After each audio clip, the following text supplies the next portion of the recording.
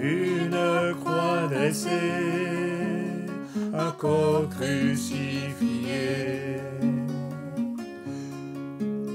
Sur la terre des hommes, rude châtiment pour un innocent condamné pour avoir trop aimé. Ah, donnez-moi mille voix, ah, donnez-moi mille voix pour crier toute la vérité. Car sur la croix, le Sauveur, le don de l'Éternel, mourait pour nous ouvrir le ciel. Ni l'or ni l'argent ne pourraient acheter une goutte de sang de l'agneau de Dieu. Il est précieux pour laver, effacer le péché. Ah, donnez-moi mille voix, ah, donnez-moi mille voix pour crier toute la vérité. Car sur la croix, le Sauveur, le don de l'Éternel, mourait pour nous ouvrir le ciel. Ah, donnez-moi mille voix, ah, donnez-moi mille voix pour crier toute la vérité. Car sur la croix, le Sauveur, le don de l'Éternel, mourait pour nous ouvrir le ciel.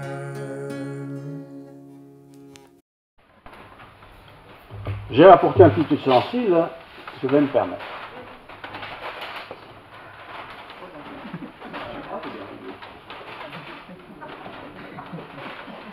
Je cherche quelqu'un. Je cherche quelqu'un. Ah, il y a quelqu'un là. Presque endormi. Il y a quelqu'un qui est debout mais qui devrait s'asseoir. Je cherche quelqu'un. Je cherche quelqu'un. Vous savez que Dieu cherche quelqu'un? C'est mon message de ce matin. Dieu te cherche. Dieu te cherche. Le problème, c'est que je suis peut-être caché. J'ai une idée. Je te cherche. Ah! Oh! C'est pas là. Non, c'est pas là. Bon, je ne peux pas regarder là, je devrais deviner, c'est une autre pièce. Dieu te cherche. Alors, bien sûr, s'il cherche, il va chercher dans les bons endroits du monde. À l'église, ça doit être le bon endroit pour trouver celui qu'il cherche. Dieu te cherche. Dieu n'est pas loin. Vous le savez? Dieu n'est pas loin. Pourtant, pendant les vacances, je sais, parce qu'on me l'a dit, plusieurs d'ailleurs, je vais faire un long voyage en pèlerinage. Je vais aller dans différents endroits. Et je dis, mais pourquoi vous allez si loin? Vous aimez les voyages? Non, mais j'ai envie de rencontrer Dieu. Parce que là-bas, semble-t-il, Dieu se manifeste davantage que chez soi. Dieu n'est pas loin. C'était une campagne d'évangélisation que nous avons organisée dans notre église il y a 35 ans environ. Une grande campagne, une croisade même d'évangélisation. On a fait beaucoup d'actions dans la ville avec des équipes, des tentes sur la place des chasseurs ardennais, mais aussi sur la plaine des manœuvres. Enfin, il y avait un tas de choses. Et ils ont prêché l'évangile. Et le thème, c'était « Dieu n'est pas loin ». Et si vous posez la question à des voisins, des amis, des collègues, enfin, vous bavardez de Dieu, par exemple, et que vous lui dites, mais tu sais, Dieu n'est pas loin, il vous regarde, Dieu n'est pas loin, mais où est Dieu alors? Tu ne le vois pas. Dieu n'est pas loin. Certains diront, mais si Dieu n'est pas loin, pourquoi je ne le vois pas? Pourquoi je ne le rencontre pas? Pourquoi ne me parle-t-il pas? Et s'il veut me parler, est-ce qu'il prendrait rendez-vous avec moi pour que je lui réponde et que je lui ouvre la porte? Dieu n'est pas loin.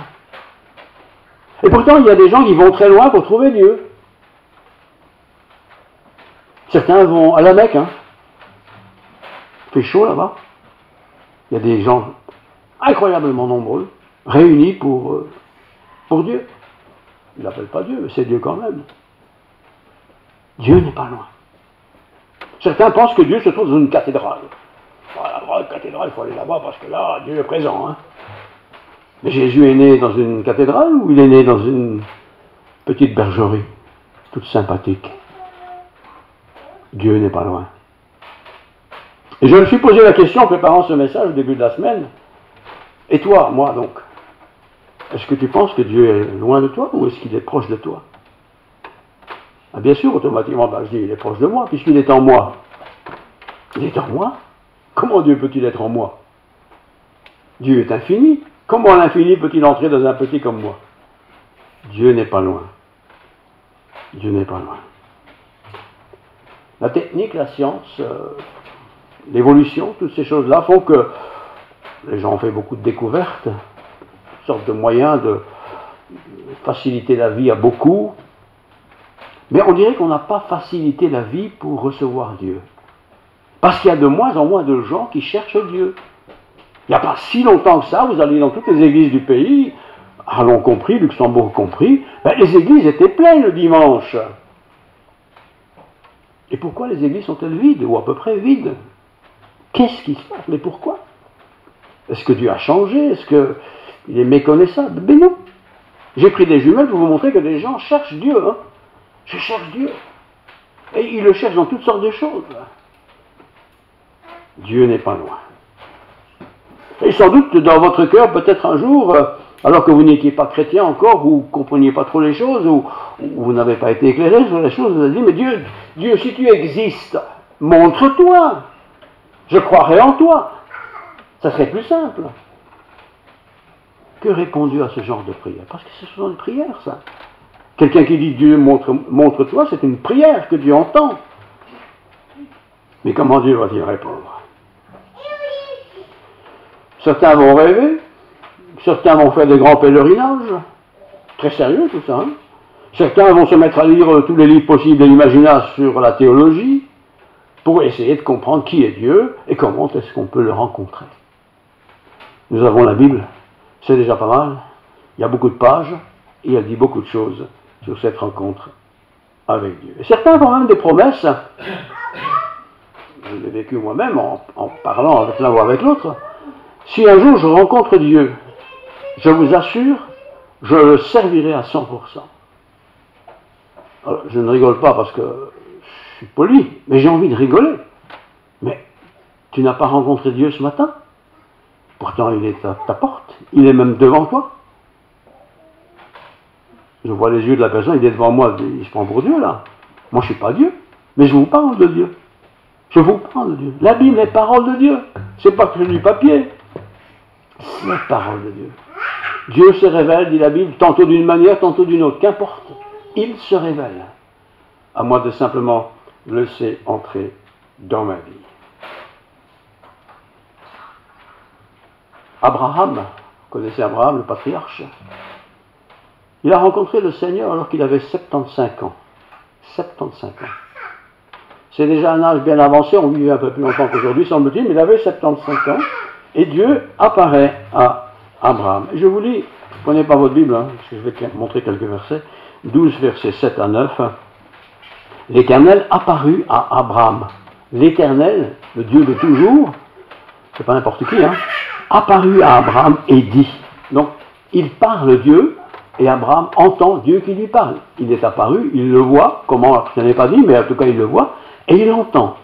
Donc il dit, je donnerai ce pays à ta postérité. On a parlé d'Israël tout à l'heure. Je donnerai ce pays à ta postérité. Abraham n'était pas des milliers de personnes, ils étaient une grosse famille, encore pas très grosse. Je donnerai ce pays à ta postérité, et Abraham bâtit là, cet endroit où il a fait cette rencontre, un autel à l'Éternel qui lui était apparu. Il le transporta de là vers la montagne à l'orient de Béthel. Il est transporté. Et il dressa ses tenues, ses tentes, ayant Béthel à l'occident et Haï, une autre petite ville, à l'orient. Il bâtit encore là un autre autel à l'Éternel et il invoqua le nom de l'Éternel. Abraham continua ses marches en s'avançant vers le midi. Oh, Abraham, il n'est pas venu au monde riche d'une grande tribu. C'était un homme seul, fils, qui a eu des enfants lui-même, qui s'est marié avec 2 femmes en fait. Il a fait comme tout le monde faisait. Mais il a entendu Dieu lui parler. Il l'a rencontré. Il l'a vu. Il n'a pas vu Dieu. Dieu ne peut pas le voir et vivre, c'est impossible. Dieu est Dieu, Dieu est infini. Mais Dieu se manifeste. Alors je vous pose tout de suite une question. Est-ce que vous avez rencontré Dieu? Bah, là, je vous dis, ben non. Ben moi je vous dis, ben oui. Alors, je suis un petit privilégié? Non, je ne suis pas privilégié. Mais j'ai rencontré Dieu au travers de mon père en physique en particulier, qui lui me parlait souvent de Dieu, m'a parlé de Dieu, j'ai déjà raconté ça, et il m'a fait découvrir Dieu. Quand nous parlons de Dieu à quelqu'un, c'est pas simplement dire quelque chose de la religion, c'est parler de quelqu'un que vous connaissez. Si vous parlez de quelqu'un que vous ne connaissez pas, c'est difficile, hein, pas beaucoup de détails à donner, mais quand vous le connaissez, ce quelqu'un, Dieu, au travers de sa parole et surtout au travers de la présence de Dieu dans la vie, vous avez un autre discours. C'est un discours avec des convictions. Oui, j'ai rencontré Dieu, je lui parle tous les jours. Tu lui parles tous les jours, comment ça? Ben je prie. Ben tu pries, moi aussi je prie. Ben, mais tu pries qui? Tu pries quoi? Comment pries-tu? La parole de Dieu est ainsi faite. Abraham crut à Dieu. 12, versets 7 à 9. L'Éternel apparut à Abraham. Il n'y a pas beaucoup de détails, hein, mais il est apparu, il l'a vu. Et dit, je donnerai ce pays. C'est concret ce coup-ci.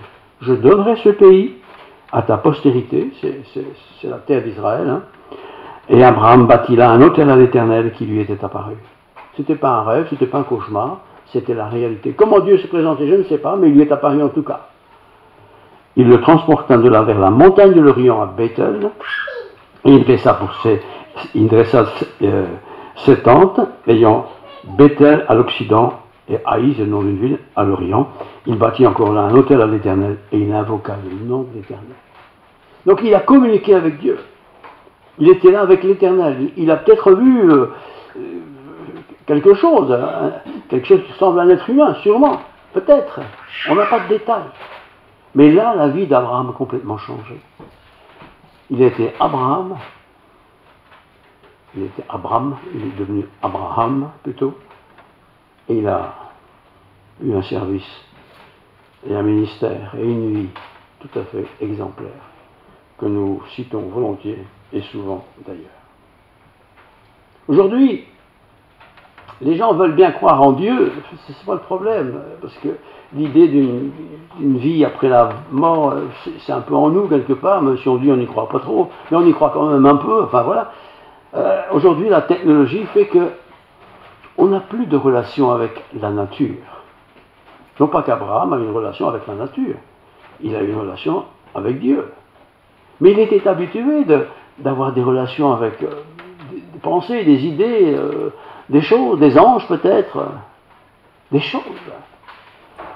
Et si nous prenons le temps des vacances, n'allez pas dans les grandes capitales, vous ne rencontrerez pas Dieu, je pense. Il y a tellement de bruit, tellement de vacarme, tellement de mouvements. Allez plutôt à l'écart. À l'écart, c'est aussi un endroit où il n'y a peut-être pas grand monde et où je peux m'arrêter et simplement réfléchir. Seigneur, ah, si je pouvais te voir. C'est une prière, ça. Dieu l'a entendu. C'est pas la peine de crier plus fort, il l'a entendu. Même si on n'a rien dit avec des mots audibles, il l'a entendu dans notre cœur. Et Dieu veut se révéler, bien sûr qu'il veut se révéler. Donc, 12, 7 à 9, l'Éternel apparut à Abraham. Il n'y a pas beaucoup de détails, hein. Et dit, donc il communique, il y a une voix, il a entendu cette voix, je donnerai ce pays, certainement qui montre toute la région, à ta postérité, et Abraham bâtit là, fait quelque chose de concret, un autel à l'Éternel qui lui était apparu. Cet autel était le souvenir que là, Dieu lui est apparu et a dit ce qu'il avait dit. Il n'a pas parlé pendant des heures. Voilà. Quel est notre autel à nous? Quel est l'endroit particulier où nous avons eu l'impression qu'on était vraiment dans la présence de Dieu, qui n'était plus une impression à ce coup-là? Ça, c'est Abraham, Ancien Testament. Mais dans le Nouveau Testament, nous avons Jésus. Jésus qui, je vais vous le lire, un exemple, Luc 24, verset 15, pendant qu'il parlait et discutait, donc ça c'est les disciples, ils parlaient et discutaient, comme on fait, voilà, nous par exemple, Jésus s'approcha et fit route avec eux. Donc ils étaient en train de marcher, Jésus n'est pas là, et pendant qu'ils marchent, vont quelque part, Jésus s'approche et il fit route avec eux, il marche un bout de temps avec eux. Est-ce qu'ils ont fait attention qu'il y avait un homme de plus, un homme de moins? Bon. Mais leurs yeux étaient empêchés de le reconnaître. Tiens, vous avez tous un handicap? Ou qu'est-ce qui se passe? Leurs yeux étaient empêchés de le reconnaître. Il leur dit, donc Jésus, de quoi vous entretenez-vous en marchant? C'était quoi votre discussion là? Et ils s'arrêtèrent, l'air attristés. Ils sont en route. Quelqu'un est arrivé, c'est Jésus, c'est pas Jésus. Et ils parlent, ils communiquent, et ils sont attristés. Pourquoi sont-ils attristés? L'un d'eux, nommé Cléopas, lui répondit: es-tu celui qui séjourne à Jérusalem et qui ne sache pas ce qui est arrivé ces jours-ci? Quoi leur dit-il? Ces jours-ci, le Christ a été crucifié. Et ce Christ crucifié fait route avec eux. Mais c'est pas possible que ce soit le Christ. Il est crucifié. Et ils parlent maintenant. Et ils entendent ce qu'il dit. Et ils lui répondirent ce qui est arrivé au sujet de Jésus de Nazareth, qui était un prophète puissant en œuvre et en parole devant Dieu et devant tout le peuple. Ils reconnaissent ça, ces disciples, que ce Jésus qui a été crucifié faisait tout ça. Et comment les principaux sacrificateurs et nos magistrats l'ont livré pour le faire condamner à mort, et ils l'ont crucifié. Ils savaient tout ça, les disciples. Et Jésus est à côté d'eux, ils ont vécu avec Jésus pendant 3 ans, mais entre-temps, bien sûr, il a été crucifié. On imagine que son corps n'est peut-être plus tout à fait aussi beau, aussi lisse, aussi brun, je ne sais pas. C'est passé quelque temps, là, pas beaucoup de temps. Nous espérions, disent-ils, que ce serait lui qui délivrerait Israël. Lui, c'est Jésus. 3 ans avec Jésus à plein temps. On pourrait se dire, ils n'ont pas appris beaucoup, hein. Mais, avec tout cela, voici le 3e jour que ces choses sont passées. Mort, crucifié, enseveli. Il est vrai, quelques femmes, pour une fois que les femmes sont mises en honneur, profitons-en, il est vrai que quelques femmes d'entre nous ont fort étonné certains s'étant rendus de grand matin au tombeau, et n'ayant pas trouvé son corps, elles sont venues lui dire que des anges leur sont apparus et ont annoncé qu'il est vivant. Quelques-uns de ceux qui étaient là avec nous sont allés au sépulcre, sont allés voir. Et ils ont trouvé les choses comme les femmes l'avaient dites, mais lui, ils ne l'ont point vu. Ses disciples ont été 3 ans avec Jésus tous les jours. Ils ont vu les miracles, ils ont entendu ses discours, enfin tout ça, vous connaissez. Il a été crucifié, l'horreur pas possible, souffrance terrible, c'était public, tout le monde pouvait le voir, beaucoup l'ont vu. Il a été enseveli par ses disciples, ça ils pouvaient faire, ils l'ont fait, et puis ils ont trouvé ce tombeau vide. Alors Jésus leur dit, il est à côté d'eux maintenant, matériellement, physiquement, mais c'est pas possible qu'il soit physique puisqu'il est mort. On l'a vu, on l'a enterré, il est bien mort. Alors il leur dit, ô homme sans intelligence, et dont le cœur est lent à croire ce qu'ont dit les prophètes. Ils sont lents, leur cœur est lent à croire ce qu'ont dit les prophètes. Moi je crois qu'il y a beaucoup de croyants dans le monde. On dit parfois les gens ne sont plus croyants comme autrefois. Comme autrefois, non, mais beaucoup de gens sont croyants. Et il suffit de rencontrer des gens qui sont un peu dans la souffrance, dans la misère, où là, on va plus facilement parler peut-être de ses craintes, de ses doutes, de ses drames, de ses malheurs. Et je crois qu'il y a encore beaucoup de gens qui cherchent Dieu. Pas le Dieu du pépé, de la mémé d'autrefois, hein, punitif, sanctionnant, si tu n'es pas là, tu auras une sanction. C'est pas ce Dieu-là qu'ils cherchent, c'est pas ce Jésus-là qu'ils cherchent. C'est le Jésus sauveur.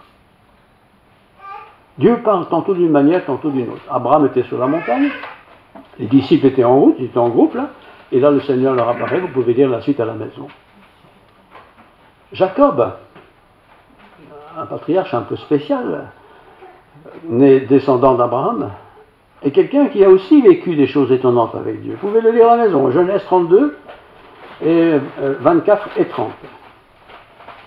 L'apôtre Paul, là, sur le chemin de Damas, ça je vais vous le lire parce que ça c'est plus concret, lui n'est pas un disciple au départ, c'est un mercenaire, c'est un serveur de l'État, un intellectuel en plus, dans Acte 9, versets 1 à 5.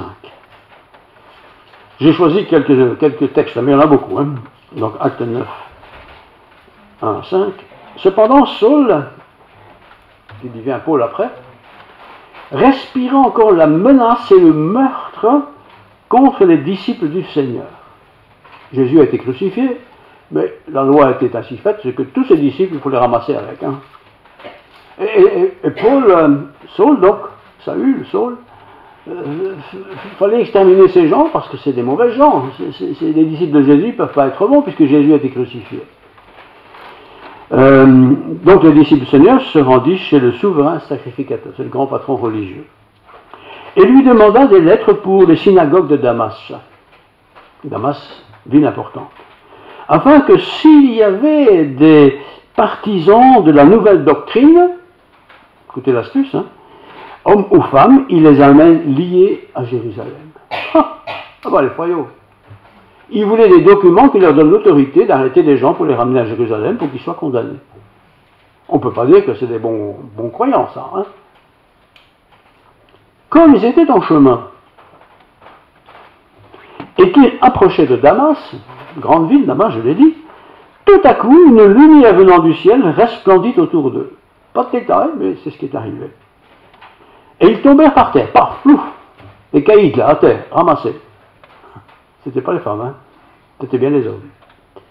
Et il entendit une voix qui leur disait « Saul, futur Paul, pourquoi me persécutes-tu » Lui, le fanatique juif religieux, de la stricte religion juive, n'avait jamais l'intention de condamner Dieu, ni persécuter Dieu, ni les croyants de ce Dieu-là, ce Dieu qu'il avait appris lui-même. Mais il était maintenant en présence du vrai Dieu, qui montre sa vraie face, son amour pour l'humanité. Et il répondit, « Qui es-tu, Seigneur ?» Ça vous arrive, on dirait aussi, mais t'es qui? Tu sors d'où là? Et le Seigneur dit, « Je suis Jésus que tu persécutes. » Je suis Jésus, Yeshua, le promis, celui qui a été annoncé depuis des siècles, ça Paul le connaît bien, hein, il est juif. Et je le persécute, moi, mais c'est pas possible ça. Il te serait dur de regimber contre les aiguillons. Les aiguillons, c'est ce qu'on mettait piqué pour faire avancer les chevaux, les animaux là. Tu aurais du mal à résister à ça. Et la visite qu'il a là lui dit, il sera dur pour toi de regimber, c'est-à-dire de résister. Il y a des gens qui résistent, hein, mais il y a les piquants de Dieu, si vous voulez, qui sont là, pour qu'ils choisissent Dieu. Tremblant, le grand caïd ici, tremblant et saisi d'effroi. Il dit, Seigneur, et voilà le changement, que veux-tu que je fasse? Seigneur, que veux-tu que je fasse? Qu'est-ce qui s'est passé à ce moment-là dans sa vie? Ça n'a pas mis 3 semaines, hein? Tout ça, quelques minutes. Quelques minutes. Tremblant et saisi d'effroi, il dit, Seigneur, que veux-tu que je fasse? Et le Seigneur lui dit, lève-toi, arrête d'être assis, arrête de pleurnicher, lève-toi, entre dans la ville, Ils sont enragés dans la ville maintenant, tout ce qui s'est passé. Et on te dira ce que tu dois faire. On te dira ce que tu dois faire. Lui, le grand caïd, va s'entendre dire, par on ne sait qui, ce qu'il doit faire. Dieu aurait pu faire un miracle là, je ne sais pas. Non, c'est pas comme ça que ça se passe. Il faut suivre la procédure humaine. Les hommes qui l'accompagnaient demeurèrent stupéfaits. Il n'est pas tout seul, stupéfaits. Terrorisés qu'il est notre patron, eux ils sont stupéfaits. Ah bah alors là, ça c'est la meilleure, ça. Ils entendaient bien la voix, mais ils ne voyaient personne. On dirait quoi aujourd'hui? Il manque une petite carte à ce monsieur-là ou à cette dame-là. Il faut aller voir le psychiatre. Ils s'entendaient, mais ne voyaient pas. Saul se releva de terre, celui qui va devenir Paul, et quoique ses yeux soient ouverts, il ne voyait rien. Alors, mettons-nous à la place des autres qui sont là. Il voit Saul, le caïd, là, qui est un homme de Dieu, un intellectuel, il est bien vivant, il marche debout, etc. Mais il ne voyait plus rien. Il est aveugle. Et quand on est aveugle des yeux, on est quand même très handicapé. Hein? Parce que quand on est aveugle des yeux, on dépend de beaucoup de choses et de beaucoup de gens. Il resta 3 jours sans voir. C'est long, 3 jours. Hein? Et il ne mangea ni ne but. C'est un long jeûne, un pays où il fait chaud, c'est pas facile. Or, il y avait à Damas, une grande ville importante hein, à l'époque, un disciple nommé Ananias. Un disciple nommé Ananias, un quelconque, comme nous, simplement. Le Seigneur lui dit à Ananias, dans une vision, il répondit, me voici Seigneur. Donc il crie Ananias, me voici Seigneur. C'est une vision hein, qu'il a. Et le Seigneur lui dit, lève-toi, va dans la rue qu'on appelle la droite, c'est une rue importante, hein, qui existait à l'époque, qu'on appelle la droite, et cherche dans la maison de Judas un nommé Saul de Tarse. Tu vas chercher un nommé Saul de Tarse. Et pourquoi tu vas le chercher, le rencontrer? Le texte nous dit, car ce persécuteur est maintenant quelqu'un qui prie, car il prie. Et il a vu une vision, il a vu en vision un homme du nom d'Ananias qui entrait, qui lui imposait les mains afin qu'il recouvre la vue. Ananias répondit, Seigneur, j'ai appris de plusieurs personnes tous les maux que cet homme a fait au sein dans Jérusalem. Et tu me demandes maintenant d'aller voir cet homme-là, c'est un sauvage, c'est une brute, un criminel. Eh bien oui. Parfois, il nous faut passer par des choses difficiles à avaler. Mais le Seigneur lui dit, va, et voilà ce qui est central dans l'histoire, va, car cet homme est un instrument que j'ai choisi pour porter mon nom devant les nations. Le persécuteur des chrétiens, en quelques minutes, a été complètement changé. C'était le persécuteur des chrétiens, parce que lui, les juifs, en plus pharisiens, vous imaginez bien, il était contre tous ces gens qui vivaient de manière inacceptable. Et quand il avait l'occasion, en prison, et vous y serez bien, et pour longtemps. Et lui-même maintenant était cassé par le Seigneur. Et il va pourtant devenir le Paul, que l'on connaît bien, qui a écrit beaucoup de belles choses, très utiles, très intéressantes. Alors je dis tout ça pour dire que peut-être vous, ou des gens que vous connaissez, oui, je dis, moi je ne suis pas croyant, enfin je crois un petit peu, bah, peut-être que, enfin ce genre de discours-là. Mais dans le fond, c'est parce qu'ils ne savent pas. Ils ne savent pas mettre des mots sur les phrases. Ils ne savent pas mettre des mots sur ce qui se passe peut-être dans leur vie. Et si on gratte un peu, si on prend un peu de temps, et on découvre peut-être que cette personne, cet homme, cette femme, ce jeune homme, cette jeune fille, est peut-être plus préoccupé de Dieu que tu ne le penses. Tu as déjà fait ton jugement. Lui, ça, pas possible. C'est un mauvais, il triche en classe, un voleur, il ne peut pas être chrétien. Mais peut-être il est en route pour devenir chrétien. Mais tu restes avec ton jugement sur lui. Nous avons tous des jugements sur l'un ou l'autre. J'aimerais avancer parce que, oui, petite visite à domicile chez Marie. Je termine avec ça. Le dîner attendra bien 5 minutes de plus. Évangile de Luc 1, 26, 38. Je termine avec ça, je vous promets. Au 6e mois, l'ange Gabriel fut envoyé par Dieu. Écoutez bien la procédure. Hein. Au 6e mois, l'ange Gabriel fut envoyé par Dieu dans une ville de Galilée appelée Nazareth. Auprès d'une vierge, une jeune fille qui ne connaît pas d'homme, fiancée à un homme de la maison de David, nommé Joseph. Le nom de la vierge était Marie. Très simple. On pourrait chacun y mettre son nom. L'ange entra chez elle et dit « Je te salue, toi, qui une grâce a été faite. Le Seigneur est avec toi. » Une jeune fille qui laisse entrer un homme chez elle, pas net ça. Ça ne se fait pas ça. Hein. En tout cas, ça s'est fait là. Troublée par cette parole, Marie se demandait à quoi pouvait signifier une telle salutation. Un homme qui vient chez moi, la jeune fille, c'est l'âge de quelqu'un qui a 15-16 ans. Hein. Comment tout ça peut se passer, se faire, quoi. L'ange lui dit « Ne crains point, Marie, car tu as trouvé grâce devant Dieu. Tu as trouvé grâce devant Dieu. Et voici, tu deviendras enceinte. » Imaginez la fille, là, une sainte fille, hein. Tu vas devenir enceinte, mais je suis même pas mariée. C'est ça hein, qu'elle se dit, certain qu'elle se dit ça. Et tu enfanteras un fils, et tu lui donneras le nom de Jésus, Yeshua, celui qui sauve. Vous imaginez l'entrée du Christ dans le monde au travers d'une petite jeune fille, là, toute sympathique et gentille, qui est à la maison, qui respecte les règles, qui reçoit la visite d'un ange, jamais eu d'ange, et qui lui dit une telle chose. Qui peut croire ça? C'est arrivé. Et vous connaissez le reste de cette histoire. Et cet enfant que tu vas appeler Jésus, il sera grand, 2,20 m. 2,30 m alors. Non, il sera grand. Pas en taille, mais en service. Et il sera fils du Très-Haut. Et le Seigneur Dieu lui donnera le trône de David, son père.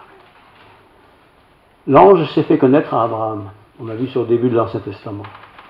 Ici, Dieu se fait connaître à une jeune fille. C'est quoi une jeune fille? Rien. Ça ne compte pas dans l'époque. Ça reste à la maison, ça fait la vaisselle, c'est tout ce qu'on demande de faire. Et elle a la visite de cet ange qui lui annonce une grande nouvelle. Tu vas être enceinte, mais comment je peux être enceinte? Je suis jeune, je ne suis pas marié, je ne suis pas fiancé. Tu seras enceinte. Dieu fait des choses étonnantes. Alors, ce n'est pas demain que je changerai d'avis concernant la bonté de Dieu envers nous, les humains. Je pourrais parler de Paul, qui a été mis combien de fois en prison, acte 22.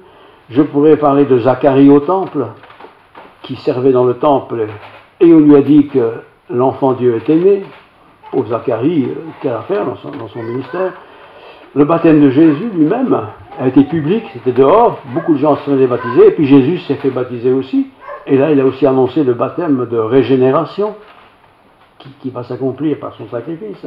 Et puis, il y a le livre des Hébreux, chapitre 4, lisez ça tranquille à la maison. Il y a plein de textes sur toute cette histoire que je vous présente ici ce matin, brièvement. Alors, conclusion, les temps aujourd'hui ont-ils changé par rapport à l'époque de leur histoire?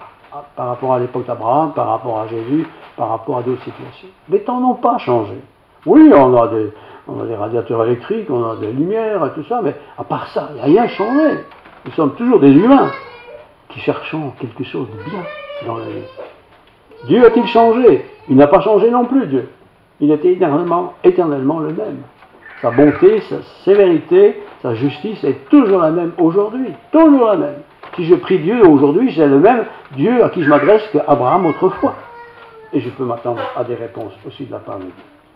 Alors, si vraiment vous voulez rentrer à la maison et vous dire, mais je vais conclure son histoire, sinon il va durer longtemps, prenez la lettre aux Hébreux, juifs les Hébreux, prenez le chapitre 1 et lisez-le en entier. Ça prend 10 minutes, allez, 7 minutes, et vous allez voir là comment les choses se sont passées par la suite du temps. Dieu est un Dieu vivant, frères et sœurs. Il ne fait pas toujours la même chose, c'est pas un photocopieur, hein. Toutes les choses sont différentes parce que nous sommes tous différents. Il n'y a personne ici qui est venu à Christ de la même façon. Mais la façon centrale, c'est qu'on a dû accepter que Christ est mort pour nous. Il faut que je l'apprenne, que je le découvre, et quelque part que je l'accepte. Et quand j'accepte ça, Dieu change ma vie. Il fait de moi l'enfant perdu, un enfant sauvé, par grâce, cadeau de Dieu. Prions. Dieu, beaucoup se demandent où il est aujourd'hui parce qu'il y a tellement de malheurs, tellement de drames. Ceux qui vivent des drames se posent ces questions et pourtant tu es là. Il suffit de t'appeler, tu viens. Tu te révèles, tu te fais connaître. Le moyen, c'est toi qui le connais. La technique utilisée, c'est toi qui la connais. Et tu le fais parce que tu aimes tes créatures. Personne n'est pas aimé de toi. Tout le monde est aimé de toi. Merci Seigneur. Merci pour cette assemblée, pour toutes les assemblées qui se réunissent en ce jour en ton nom. Nous allons passer une nouvelle semaine avec toutes sortes d'activités, du beau temps, des vacances, des congés, je ne sais pas encore quoi. Qu'importe, tu seras avec nous. Je te prie pour ceux qui sont pas très bien en santé, veuille les visiter, les encourager. Que ceux qui cherchent du travail puissent en trouver, que ceux qui ont des deuxièmes sessions puissent prendre du courage pour réactiver un peu leurs neurones et ne pas oublier les travaux scolaires. Et que chacun nous puissions nous souvenir que tu es là tous les jours, avec nous jusqu'à la fin du monde. Que la grâce de Dieu, la paix du Christ, la plénitude de l'Esprit Saint repose sur nous tous. Amen.